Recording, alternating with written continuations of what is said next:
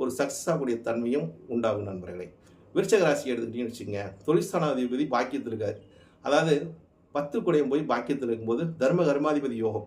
அப்போ தர்ம கர்மாதிபதி யோகம் எங்கே இருக்குது? பாதகத்தில் இருக்குது. அப்போ நமக்கு யார் பாதகம் அப்படின்னா, நமக்கு யார் பாதகம் போது அந்த 9ஆம் இடங்கிறது நமக்கு தந்தையாரை குறிக்கக்கூடிய இடம். அப்போ தர்மத்தை ஒரு நிலைநாட்டக்கூடியது தான். நம்ம தர்ம காரியம் செய்யும் போதே அங்கே நமக்கு ஆராய்ச்சி நமக்கு இடையூறு செய்யக்கூடிய தன்மையெல்லாம் இருக்குது.